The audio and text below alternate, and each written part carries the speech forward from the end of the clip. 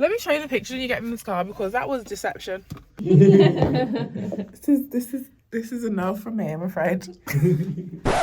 Right guys, it's time to get ready for some viewings again. Today I'm viewing 2 on the same road, but they're hours apart, so it's really annoying. I tried to book in others, but like the first day I was booking in viewings, it was so easy. Super easy, but I didn't want to book in too many because I didn't want to be rushing around. But this time around, I had so many properties in like my saved, because I'm right, maybe you can like heart properties and come back to them later. But then when I was going to book, it was like, it's no longer available. It's been under offer for ages. By the end, I was left with like 5 properties. 2 of the estate agents weren't even answering. So yeah, I could only book in 2 for today, long story short. So I'm gonna view those. But also last night I put on my Instagram story and we were talking about buying and I feel like, and renting, sorry. And a lot of people are like, oh, stay at home, you know, save up the deposit. And that's good advice and all, but I just feel like what is bypassed way too much, but having gone through this process was highlighted to me, is that everyone focus on the deposit, but like that's the easy part, that's the part that's in your control or completely in your control. The part that is less in your control is your salary. It's really going to depend on what decisions you've already made, probably before you ever thought about buying a house. The lenders will only really lend you 4 times your annual salary. So if you wanted a £200,000 house and you've saved 20 grand, yeah, that's great. But you also need to bridge that gap with a 180 grand mortgage to make up the 200 grand. To be able to get a 180 grand mortgage, you need to be on a salary of £45,000. And I'm not being funny, but the average UK wage is about 30 grand. So how realistic is just getting a 45k salary? And no one's saying you can't get it, like everything in this world is possible, but like how? I just feel like that's a piece of the puzzle that is often overlooked and it shouldn't be. It's a key part. And I feel like that's the part that you need to be planning for a lot more in advance. Like your deposit, I mean, it's not easy to save, cool, but it is more in your control. But a salary, let's say you're currently on a 25k salary, how do you get that to 45k? Of course there's ways around it in terms of you can save more of a deposit and need less of a mortgage, but still that's a big gap. Like, yeah, I just feel like that part isn't addressed enough. Anyways, in more positive news, I am a testimony that you can buy a house. Also, I've received my mortgage in principle yesterday and instantly my eyes just started watering. I was just like, oh. I also ended up putting in an offer yesterday. It was definitely declined. I knew it would be declined, but I just wanted to put it out there a little. Yesterday was a busy day house-wise. I received a mortgage in principle, made an offer, and then got it rejected this morning, which is great, isn't it? But so it's day 2. Oh my god, my hair. No judgment zone. It's giving grandma, man. It looks quiffy. I don't know why you did that, but it was an accident. But yeah, the house looks nice from the outside and the whole area, the houses look nice. Looks nice, right? Yeah, we've got 2 on this road today. This one we need to go in now actually, but I can't see anyone. Maybe last time we didn't see anyone though, he was inside. Oh yeah, true. But yeah, I'm not feeling too positive.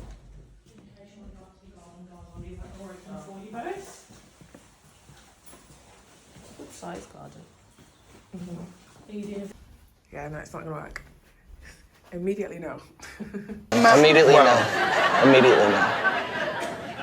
Like instantly, I was like, yeah, no. That was my thought. Although the garden is quite a good size. The only thing is the garden's a really good size. Yeah. That property was an immediate no. It was terrible. It's not even a consideration. We're at the second one now.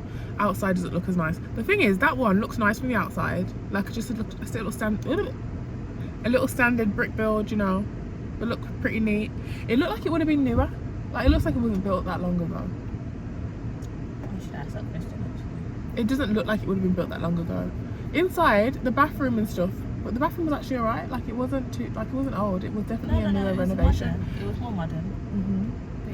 It was just small. It was small, and you go through the front. Sorry, you go through the front door, and the immediate door to your right is the bathroom. Like the whole bathroom, not the toilet. So I mean the bathroom. Immediate to your right is the bathroom. Immediate to your left is the living room. In front of you is the stairs, and there's barely any space in between you and the stairs. Yeah. You basically open the door and you're on the first step. Stairs is your kitchen, so it's literally a 1 meter by 2 little space between every room. And upstairs the bedrooms were small. Even the biggest bedroom was too small for me. It wasn't making sense. And then the other room was like long, like a funny shape. I didn't even bother look too good, I'll be honest. I barely looked. I don't think you I went was in like, there. I didn't even go in there. Oh yeah, I didn't go in there. I seen you open that cupboard and I said, forget it, I'm not doing it. So yeah, that was a no. We're at the next one now, and online the pictures look a lot nicer, the floor plans are a lot nicer. One of the reasons I even booked the other one, to be fair, was only because I would have been in the area anyway, type thing. So I thought, oh, I might as well view it, just in case. But it disappointed. This one's a 2-bed, but it's got a loft conversion. I don't know if I told you about the loft conversions, why they're not 3 beds. Because usually access to the loft is through a bedroom. So obviously you can't really class it. For salvage safety, you can't class it as a bedroom, but also you can't really class it as a separate bedroom because you can't get them through. But for me, I'd use it as a filming room, So no problem. Hopefully it's off your bedroom. That'll be good. Yeah, oh yeah, what if it's off the, oh, if it's off the other bedroom, that's a bit long. Yeah, that's all. But yeah, I would use it as a So then you got filming your room. visitors like going up into your film room, farting, sleeping. Your nieces will be up there like, Honestly. let's do a video. Honestly. The only thing I would say is when I do later on, my plans are to rent the house out or sell it, depending on if it makes sense. But my plan is to rent the house out after a few years. How appealing is that to someone that's renting? Can I only rent it as a 2-bed because the third room is... Not in this day and age, definitely not. It would be appealing. Yeah, you can definitely rent it out to a family. But who's going to go upstairs through the next man's room?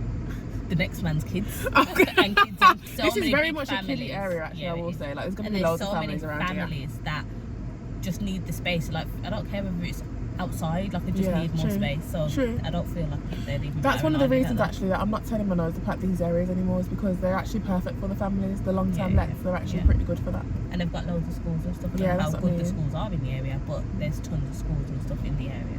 But yeah, the estate agent just arrived, so we're gonna get out the car now and go review. So should be all good. Yeah, okay.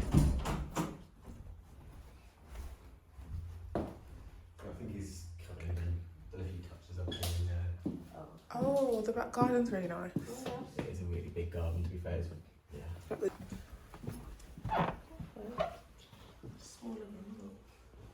No, it's fine. Probably the same size as the bathroom now. Good. 10 to 15 years at least. Another quick look. This is a no from me, I'm afraid. Another big fat no. Another small one. I also think the pictures. Did I show you the pictures? Let me show you the picture you get in this car, because that was deception. And that should be illegal. It's false advertisement. It's nice that the landlord's trying to spruce up the place, but it's not doing a very good job. Quick little house update. So last night I put in another offer on the property that I really liked, but I accompanied it with a letter, my mortgage in principle and my proof of deposit. And the letter basically said, I really like this home. I tried to pull on their heartstrings a little, so I know that it's a deceased estate. So I mentioned that, you know, I can tell that it's been really well looked after over the years, and I'm going to do the same, basically. And also that I'm in a strong financial position and that I can get it done quickly. So this morning I got a call from the estate agent who said they've passed it over to the vendor, and she basically said they've got an open house this Friday, which is in like 3 days. So she's going to wait until after that to see what offers come in, and then on Tuesday or Wednesday next week she'll be making a decision.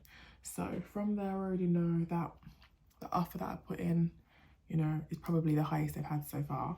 To be honest, it was pretty much asking price. The only thing I took off was like solicitor fees, just to be a bit cheeky, but also because in my when I sent proof of funds, my deposit shows that I've got the deposit like exactly for 10%, so I needed to take off the solicitor fee off that to make it look like I could afford it. Even though there's extra money, they don't need to know that.